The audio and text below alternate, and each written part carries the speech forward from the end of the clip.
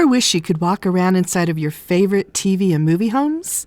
Well, on this channel, you can.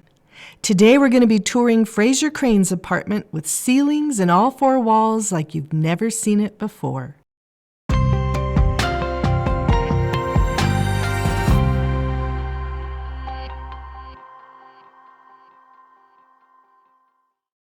Hi, I'm Marina Coates. I have a degree in architecture and an obsession with set design. Welcome to Behind the Scenes, where we get up close and personal with all your favorite TV and movie homes. Today we'll be exploring every inch of the apartment from Frasier. Ever wanted to walk down this hallway and see what's back there? Or this one? Well, we're going there today, and everywhere else too. Let's get started. We'll begin with an overhead view to help us get oriented. This is the entryway. Here is the little half bath next to the front door. This is the main living area where most scenes took place. This is the dining room. And right next to that is the kitchen. We have the landing with the piano here, and Daphne's room is here. And here's a space left over behind the kitchen, which we'll address later. And on this side of the home is Frasier's bedroom. So where's Martin's room? We'll get into that later too.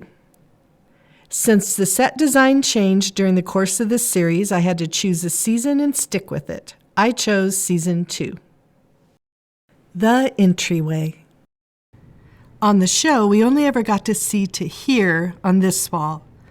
On TV shows, the wall that we never get to see is called the fourth wall. That's where the cameras are and where the audience sits. For the fourth wall here, I chose to put a closet, one that matches the cabinets and closets that run throughout the apartment. The production designer, Roy Christopher, described the instructions he was given for creating the Frasier set. He was told to make it a cutting-edge, hip, cool, modern condominium. Boy, did he deliver. The half bath. Right next to the entry was a small bathroom. You'll get to see that when we do the full tour. The living room. For the audience, the living room is probably the most familiar part of the set. It has this marvelous, unique fireplace. In fact, the design was so striking that the production designer was frequently asked by viewers how they could replicate that very same structure in their own homes. And over the years, he sent off the plans to so many viewers that there must be homes all over the world with this exact fireplace in them. In the early seasons, next to the fireplace sat a sculpture that the cast and crew lovingly referred to as Froggy. Over here was a Coco Chanel-inspired sofa, custom made for the show with real suede. In the back of the room, up on the landing, is an Eames lounge chair. This was a very well-appointed home with all of the finest furnishings. And then this arrived. Prominently placed amidst all the other lovely things, Martin's chair. Probably as well known as Archie Bunker's. And it wasn't off in a corner somewhere. But over Frasier's vehement objections, it literally took center stage. The designers looked long and hard to find the perfect chair for Martin's character. And as old and worn and common as it looks, it actually had to be custom made. The designers were all in agreement on this particular fabric. All that was needed to cap off the final product was a little carefully positioned duct tape. In creating the living room fourth wall, we have an advantage in knowing that there was a TV there. We're given a brief glimpse of the wall at times, which also showed a painting above the TV, but normally that would be where the audience was seated. The dining room. One more spot to point out before we take the tour of the main room is the dining area. As it turns out, the table in this room was recently up for auction. The listing described it as a round glass table on a stepped marble base. You might be interested to know that it recently sold for around $15,000. Over here was the piano area, but we'll take a closer look at that when we head to the back hallway. With set designers, it's all about creating a mood and telling the story of the people who live there. This can be true in your own home as well.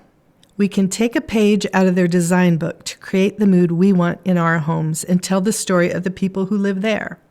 After all great design is personal.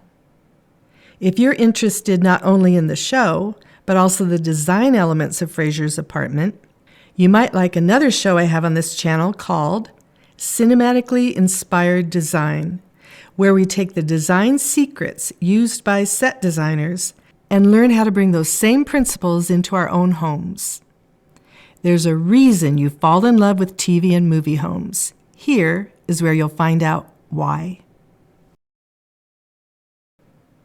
I have to give a shout out to Richard S. from the SketchUp community.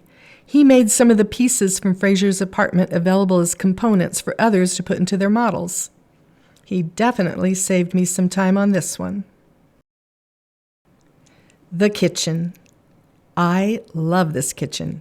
It's fairly small considering the size of the apartment, but it has so much character. This is the entrance, and just off to the right before entering is a desk. This is the see-through bar open to the piano area. Here's the island, and on this wall is a large standing pantry. And these are the walls that we never got to see on the show. Well, that's not quite true. In one episode, we catch a quick peek at this much of the wall, and that's how I knew what to put there. We'll take a quick tour now of the kitchen before we head on to the piano area and Daphne's room.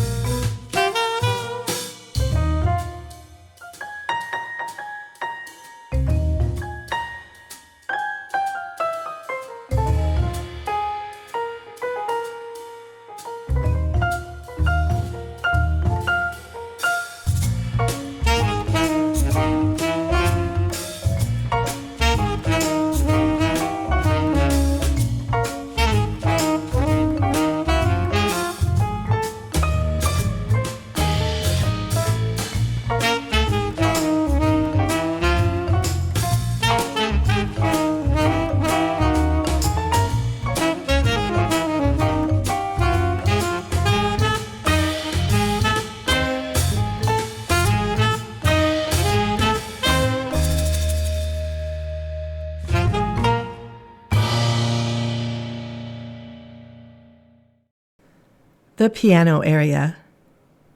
Art director Roy Christopher was told at the last minute, after the set was already completed, that they had to make room for a grand piano. That was because the producers had discovered that both Kelsey Grammer and David Hyde Pierce were actually accomplished pianists. He said that it ended up being a blessing in disguise because pushing back this area is what allowed the kitchen to have the see-through bar area. Plus, it adds depth and dimension. It's always intriguing to have a somewhat hidden space in the back of a set. That's true in our own homes, too. A spot like that makes you wonder what's back there. It makes you want to explore it, which is exactly what we're doing today.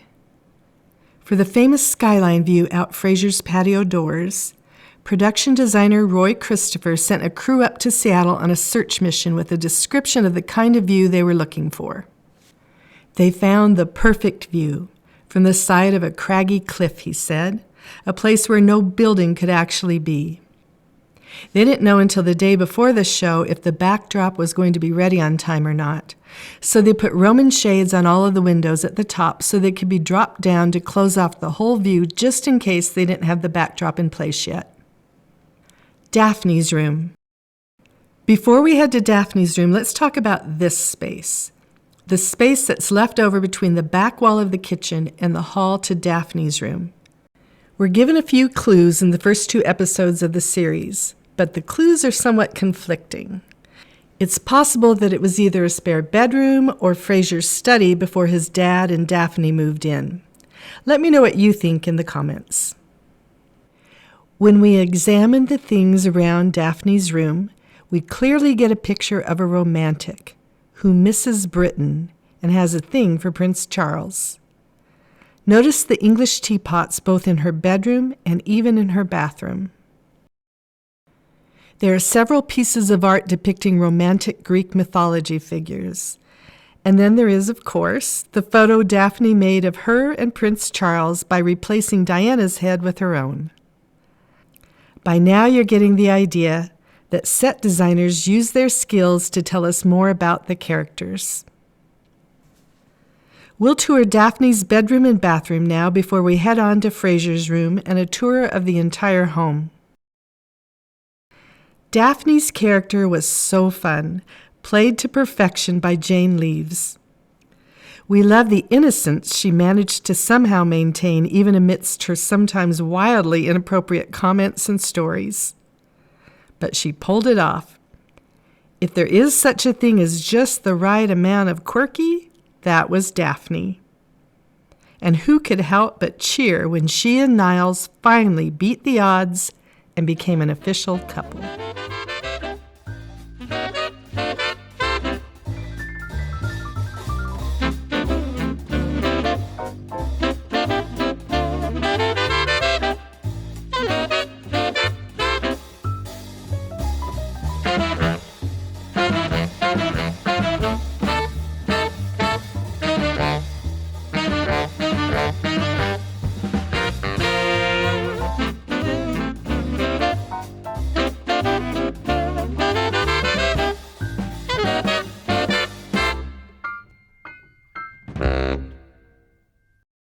Frasier's room.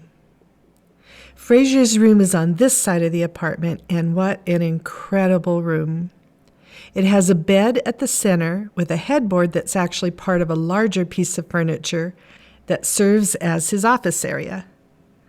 By the way, notice the tiny computer from back in the day. Today we'll get to walk around back there, something that I had always wanted to do.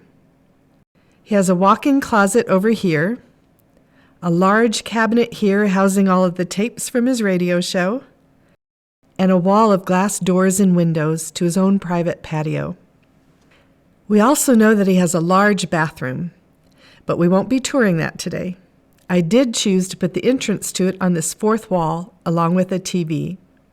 I have the drapes closed for now, but when we take the full tour of the apartment, I'll have them open so we can appreciate the amazing skyline.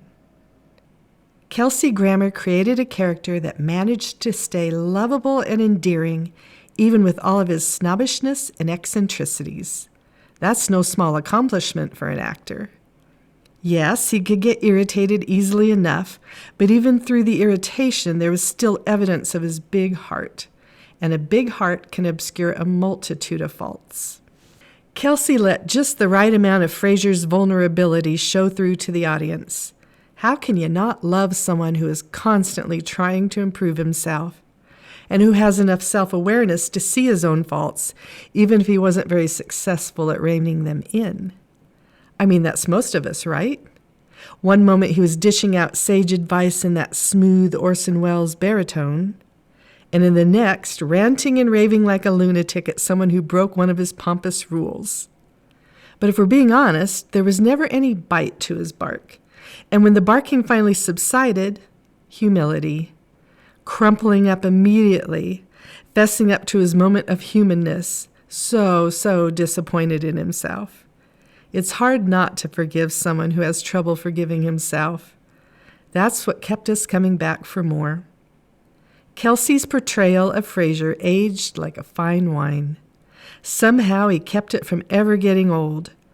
Not an easy task. Thank you, Kelsey, for perfecting your craft. Before we take the full tour, a word about the construction on this side of the home. When I went to put in Frasier's bedroom, I realized that Frasier's room and Martin's rooms can't coexist. Something, by the way, that is extremely common with TV homes. We know that they both go down this hallway to get to their rooms. We also know that from this angle, we don't see a door, so the doors to their rooms have to be somewhere after this point. There isn't room on this side of the hallway for either of their bedrooms. There's only this small space behind the fireplace. In fact, when I made the full tour, I had to remove the half bath by the front door just to allow us to be able to go down this hallway. Frasier's room has a balcony here where Martin's room would be. But if we switch the rooms and have Martin's here, then the same problem occurs. So I had to choose one or the other, and I chose to create Frasier's room, because we get to see a lot more of it on the show, and, after all, the show does bear his name.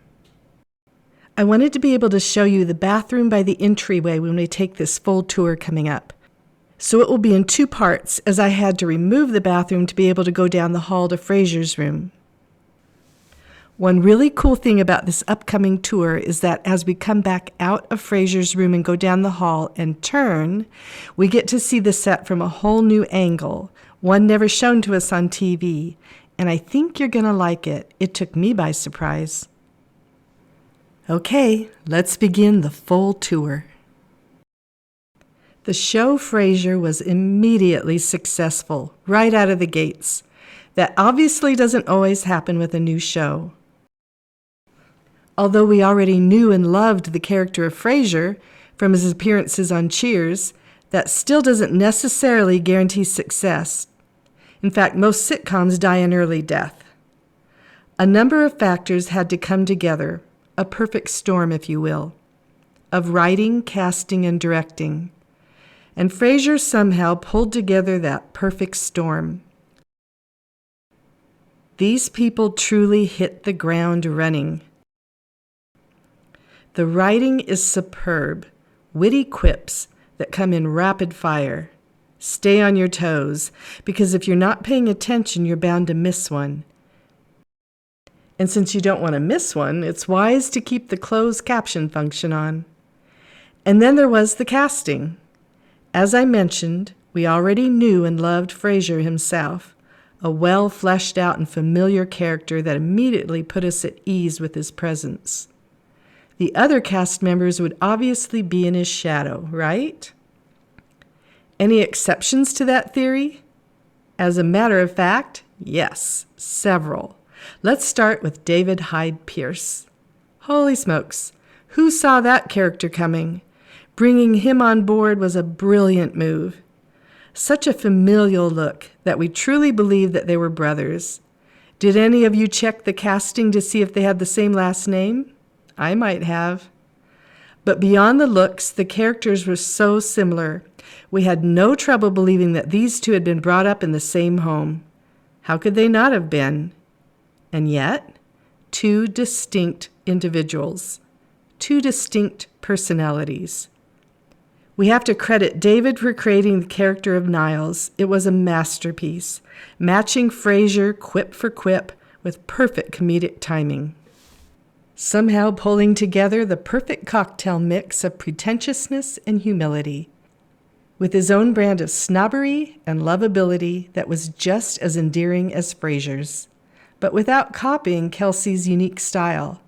We loved Niles for the same reasons we loved Frasier. And then there was Martin. Mixing opposites like Martin and Frasier could have been campy, easy fodder for lazy writers. But John Mahoney as Martin Crane never overplayed it. It really felt like he was Martin.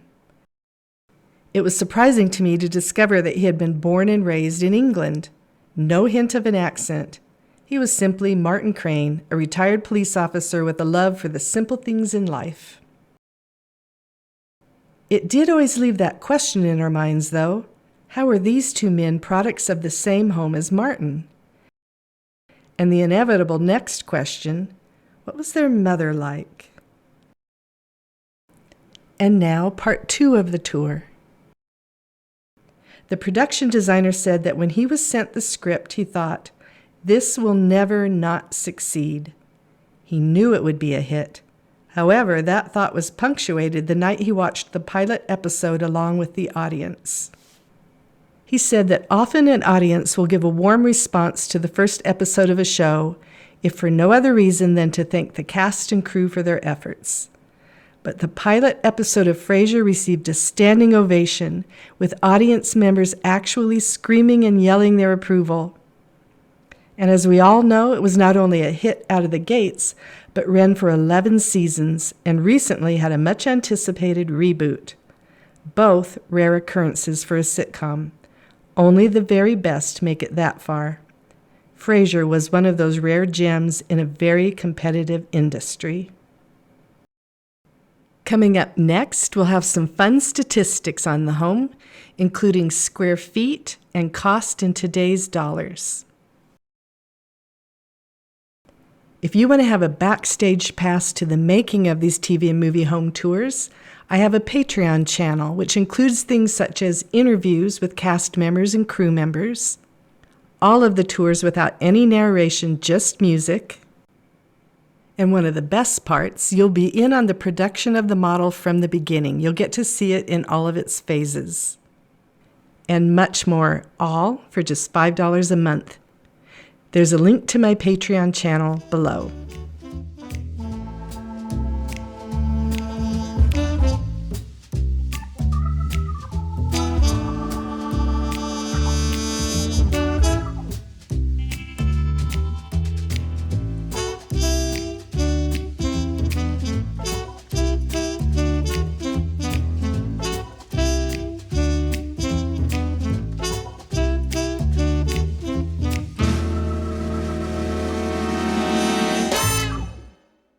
And now for some fun facts about the apartment. What do you think the square feet of Frasier's apartment is? The correct answer is 5,300 square feet. And the cost in today's dollars for an apartment this size near the Space Needle? Well over $7 million. Let me know in the comments which TV or movie home you'd like to see next. But as for today, that's a wrap. See you next time on Behind the Scenes.